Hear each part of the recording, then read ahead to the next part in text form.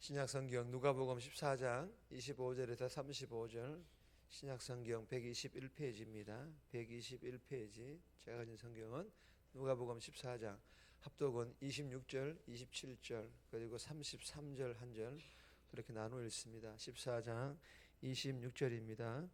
무릇 내게 오는 자가 자기 부모와 처자와 형제와 자매와 더욱이 자기 목숨까지 미워하지 아니하면 능히 내 제자가 되지 못하고, 누구든지 자기 십자가를 지고 나를 따르지 않는 자도 능히 내 제자가 되지 못하리라. 33절입니다.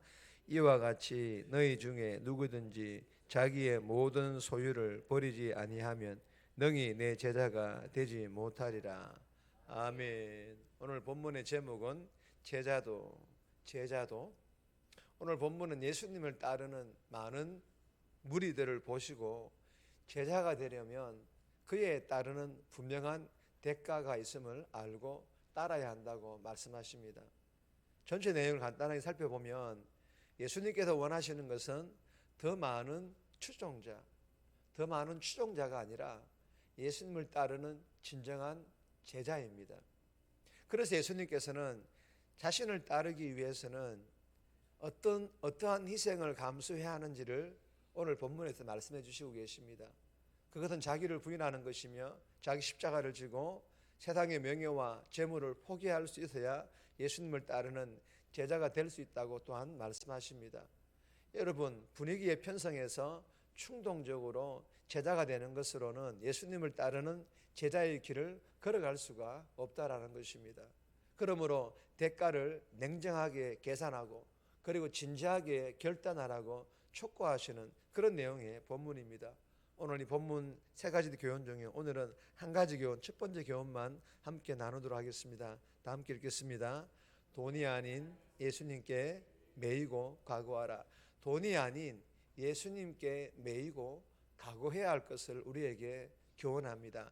26절에서 33절까지인데 26절 말씀 보시면 무릇 내게 오는 자가 자기 부모와 처자와 형제와 자매와 더욱이 자기 목숨까지 미워하지 아니하면 능히 내 제자가 되지 못하고.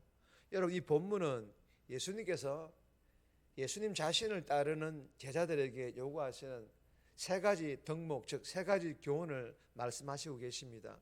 26절을 제가 다시 한번 읽어드립니다. 자기 부모와 처자와 형제와 자매와 더욱이 자기 목숨까지 미워하지 아니하면 능히 내 제자가 되지 못하고. 여러분, 예수님을 따르는 제자가 되기 위해서는 첫 번째 부모와 처자, 형제, 자매, 그리고 자기 목숨까지 미워해야 합니다. 여러분, 정말 자기 부모와 아내와 자식을 미워하라는 것입니까? 정말 자기 형제, 자매를 미워하라는 것입니까? 정말 자기 목숨까지도 미워하라는 것입니까? 여러분, 단순히 미워하라라는 그런 뜻이 아닙니다. 예수님께서 미워하라고 하신 뜻은 혈육에 매이지 않는 자기 부인을 뜻하는 말씀으로 이런 뜻입니다. 다 같이 읽겠습니다. 예수님께 온전히 매이라. 예수님께 온전히 매이라.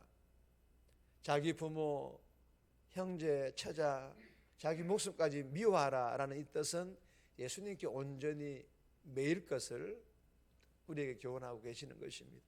여러분, 예수님을 온전히 따르는 제자가 되기 위해서는 사람에게 매여서는, 특별히 가족들에게까지도 매여서는 안 된다라는 것입니다. 온전히 예수님께만 매여 있어야만 한다라는 것입니다. 그리고 27절에 보시면 자기 십자가를 지고 나를 따르지 않는 자도 능히 내 제자가 되지 못하리라. 여러분, 예수님을 따르는 제자가 되기 위해서는 두 번째로 반드시 자기 십자가를 져야만 한다라는 것입니다. 여러분, 자기 십자가를 지는 것이 예수님처럼 실제로 우리에게 주어진 어떤 십자가 형태의 그 십자가를 지라는 것입니까?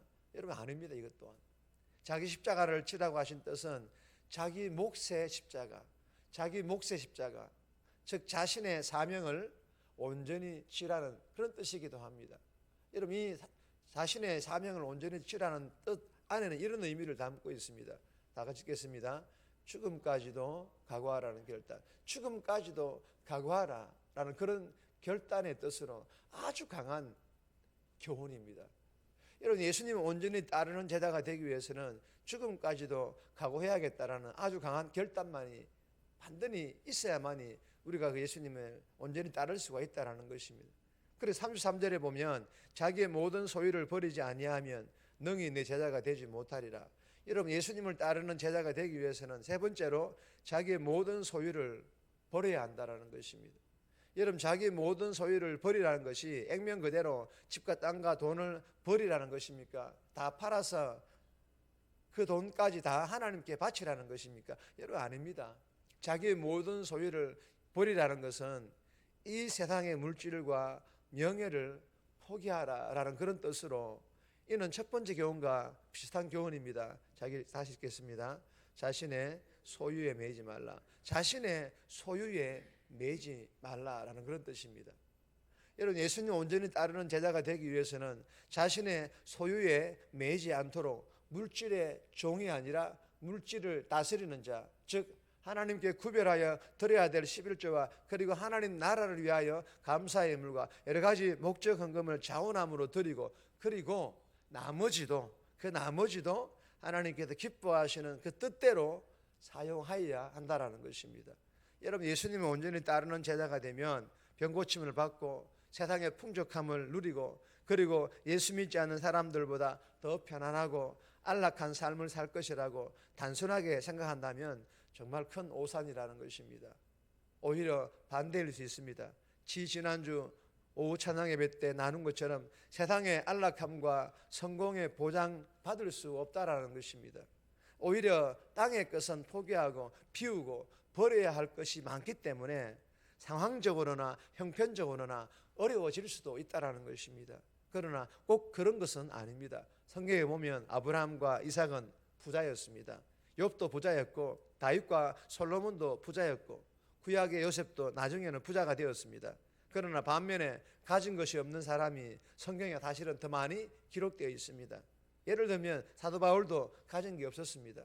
예수님도 가진 게 없었습니다.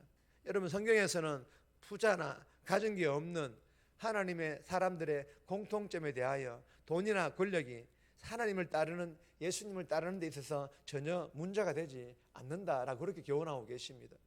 그렇다고 앞서 나눈 세 가지 교훈이 쉬운 것이 아닙니다. 절대로 쉽지 않습니다. 예수님을 따르는 많은 사람들이 이 세 가지에 다 걸려가지고 제자가 아닌 무리들로 머물러 그렇게 종교생활하는 사람들이 예외 생각보다 많다라는 것입니다.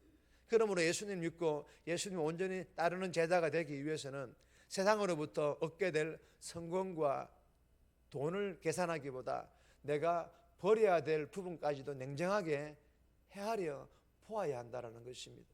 그리고 결단하여 예수님을 온전히 따르는 제자로서의 삶을 살아갈 때 하나님께로부터 받게 될 세상의 돈과 성공과는 비교조차 할 수 없는 하나님의 영광, 즉 하나님의 은혜와 예수님과 함께하는 그런 참된 기쁨, 참된 은혜를 저와 여러분들이 경험하게 될 것입니다. 사랑하는 여러분, 주신 교훈을 마음판에 잘 새겨서 저와 여러분들이 예수님께만 온전히 매이고 죽음까지도 각오하는 결단과 나의 소유에 매이지 않으므로 예수님 온전히 잘 따라가는 참된 예수의 제자가 되어서 세상의 돈과 성공과는 비교도 할 수 없는 하나님의 영광, 하나님의 은혜와 날마다 그 예수님과 함께 동행하는 참된 기쁨을 경험하는 그런 복된 삶 살아갈 수 있기를 주님의 이름으로 축복합니다.